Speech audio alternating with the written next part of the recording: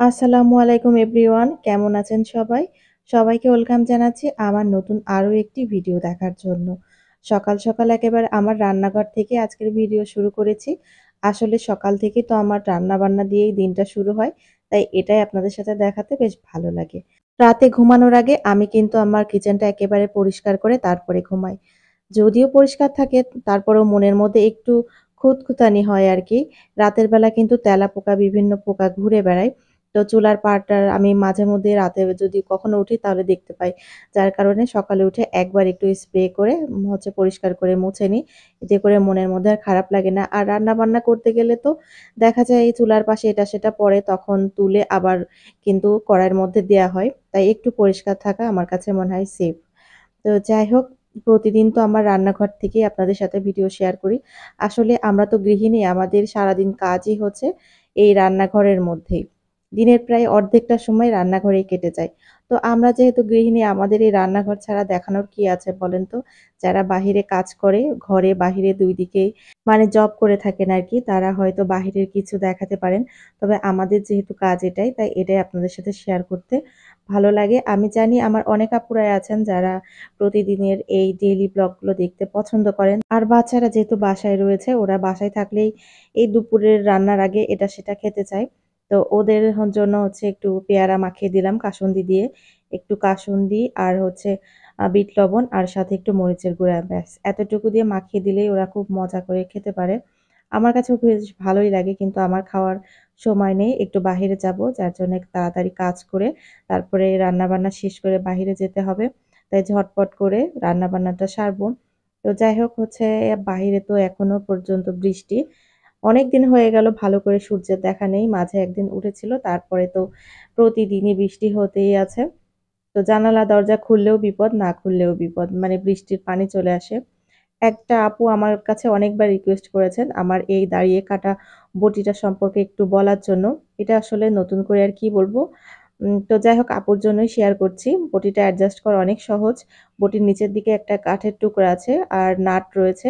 আম নিচে বিটের সাথে এভাবে লাগিয়ে তারপরে নাটটা এঁটে দিলেই কিন্তু খুব সুন্দর মতো এঁটে যায়। বটিটা আর নড়াচড়া করে না। আর ধারের কথা কি বলবো? অনেক বেশি ধার। আমি তো ২ বছর যাবৎ ব্যবহার করতেছি। এখনো ধার করা হয়নি। নরমাল যে বটিগুলো দিয়ে মাছ-মাংস কাটা হয় সেগুলোতে কিন্তু একটু বড় হাঁস, মুরগি এগুলো কাটাকাটি করলে ধার নষ্ট হয়ে যায়। আবার কিন্তু ভেঙেও যায়। তবে এই বটিগুলোতে কিন্তু অনেক ধার। মাছ, বড় মাছ, তারপরে মুরগি, মোরগ সবকিছু কিন্তু ভালোমতো কাটা যায়। ধারের কোনো সমস্যা হয় না। খুব সুন্দর মতন সবজি, মাছ আমি সবকিছুই এই বটি দিয়েই কিন্তু কাটাকাটি করি। আর নিজের হাতে যদি সবসময় পরিষ্কার পরিচ্ছন্নভাবে রাখা হয়, মানে একটু ধুয়ে মুছে কাটাকাটির পরে রাখা হয় তাহলে জংও ধরে না। আমি তো সবসময় পরিষ্কার করে রাখি যার জন্য ধারটাও খুব ভালো থাকে। আর ২ বছর হয়ে গেল এখনো ধার করানো লাগেনি। এখন হয়তো বলবেন কোন পেজ থেকে নিয়েছিলাম। আমি এটা কোনো পেজ থেকে নেইনি। মানে সরাসরি বাজার থেকে নিয়েছি। আমরা যেহেতু রাজশাহীতে থাকি, এখানে যে সাহেব বাজার রয়েছে মেইন বাজারের ভিতরে, ওখান থেকে আমি একটা শপ থেকে নিয়েছিলাম। আপনি যদি যে আপু আসলে জানতে চেয়েছেন, আপনারা যদি একটু খেয়াল করেন তাহলে দেখতে পারবেন বা এখন প্রায় দোকানে এগুলো পাওয়া যায়। আমি দেখেছি, আমি প্রায় অনেক জায়গাতেই দেখেছি হাঁড়ি-পাতিলের দোকানে কিংবা যেখানে বটি তৈরি করে আরকি, তারপরে ওই যে মাঠে যে কাজ করে কোদাল, খুন্তি এগুলা পাওয়া যায় সেই দোকানে কিন্তু এগুলো খোঁজ করলে পেয়ে যেতে পারেন।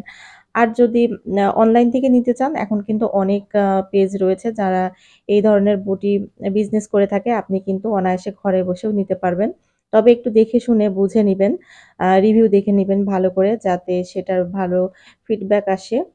যে জং ধরে না। অনেক আ ইয়ে আছে যেগুলা খুব দ্রুত নষ্ট হয়ে যায়, মানে জং ধরে যায় আমি দেখেছি। চেষ্টা করবেন ভালো করে রিভিউটা দেখে তারপরে বটি নেওয়ার জন্য। আশা করি আপনার রিপ্লাই আমি খুব ভালোভাবে বোঝাতে পেরেছি। তো যাই হোক, রান্নাবান্না করতে গিয়ে একটা অসাবধান হয়ে গিয়েছে আরকি। এই যে আমার হাত থেকে হলুদের জারটা পড়ে গিয়ে ভেঙে গিয়েছে। আর হলুদ তো সব নিচে পড়ে গিয়েছে। পরিষ্কার করে নিলাম। আর এই যে আজকে রান্নাবান্না করতে, করতে তো আপনাদের সাথে অনেক গল্পই করেছি। আপুরা কিন্তু আমাকে বলেছেন যে মানে ভিডিও একটু লং করার জন্য। তো আরো কিছু যদি মতামত পাই তাহলে চেষ্টা করব ভিডিও আরেকটু বড় করার জন্য। সত্যি বলতে মাত্র তো কাজ শুরু করেছি। এখন খুব বড় করে আসলে ভিডিও দেয়া হয় না। যদি আপনাদের রেসপন্স পাই, ভালোবাসা পাই, নিশ্চয়ই ভিডিও বড় করব ইনশাআল্লাহ।